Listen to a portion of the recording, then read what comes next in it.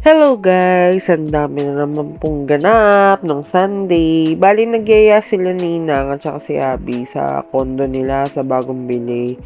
Tapos may mga gamit na kasi, tas may mga upuan. So pwede na talaga siya kahit pagtambayan lang, o di ba? Tapos bago kami pumunta diyan, natirikan po kami. Opo, hindi na umaandar yung van. Nasiraan talaga literal kasi bago pa kami umalis ng Pasig sobrang na siya, pangit na yung tunog nung tambucho ba yun o hindi ko kasi alam yung part na yun, basta nasiraan na talaga. Tapos naiwan sila Tito Boy at saka si Tita Suset. Malapit lang kami natirikan eh. Sobrang lapit na dyan. So, nag-tricycle na lang kami. Kaya kami nauna dyan sa video. Tapos sila Lola nag-grab. Tapos sila Tito Boy nga naiwan. Ayun. Kaya hindi ko sila na-videohan talaga nakasama dito. Kasi gabi na talaga sila nakabalik dyan. Ay, Diyos ko. Sobrang hindi ko alam kung lahat ng malas sa char. Pero ayun, kahit na ganun nga nangyari, may nangyari pa rin naman na okay, o di ba? Tapos yan, pumunta muna kami ng Dali, kaming apat, nila Wilma, Abby, si Ali at saka ako. Diyos ko, dito lang pala ako makakita sa Paranaque ng chocolate from Dali. Sobrang okay yan. Tapos, bumili kami sa Pure Gold ng ice cream. Dapat yellow po talaga bibili namin dyan. Kaso, ayan, nakakita na naman po akong ice cream na may kulambo. Opo. Bumili na rin kami, o, di ba?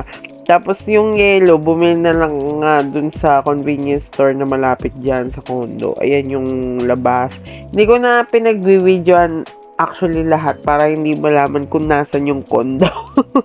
Pero ayan, o, di ba? Tapos pinag-grab na lang namin yung cake to go. Kasi nga, syempre, birthday ng dalawang October babies that may pa-cake, opo. Dami namin dala, no? Napagod na yung isa. Binibidyoan ko. Tapos yan po yung foods pina-deliver nila Ninang. O diba? Ang sarap-sarap. Grabe, na-miss ko yung mga foods na ganyan. Sobra. Tapos yan, may video okay nga akong dinala. Speaker actually. Pwede kayong mag-connect dyan through Bluetooth gamit yung cellphone. Tapos yan, pwede na kayo magkantahan sa YouTube. I-search nyo lang karaoke. Ayan. Nagkakanta silang ganyan. Kung ano nung pinagkakanta. Pero hindi ko na volume up Kasi ingay daw namin. Abot hanggang parking eh. Kasi parating na niya sila tito. Tapos nasa parking na pala sila that time. Tapos yan, nag-ice cream kami. Siyempre, excited na akong buksan yun. Diyos ko, sana pala rin ako. Pero grabe, tignan yung result. Opo, grabe. Hindi ko alam kung swerte ako. Pero opo, yan po ang nangyari. Holo ang nakuha ko.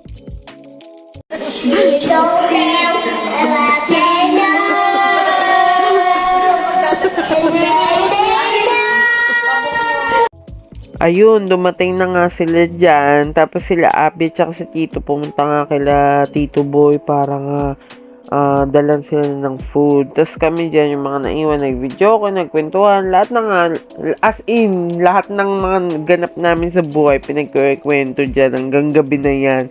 O, diba? Tapos yan, ako, ang ganap ko sa buhay, buksan ulit yung yung sa Colombo. Kaya, ayan na naman po ang nakuha ko. Tada! O, diba? Nakadalawang holo card ako. Hindi ko po talaga alam. Ang swerte-swerte. Opo. Alam mo yung malas yung nangyari dahil natiri kayo. Ganyan. Pero, may swerte pa rin po talaga nangyayari. Happy. Happy lang. Ganun. 1, 2, 3. Happy birthday to you. Happy birthday to you. Happy birthday, happy birthday, happy birthday to you. Maligayang bati, maligayang bati, maligayang, maligayang, maligayang bati.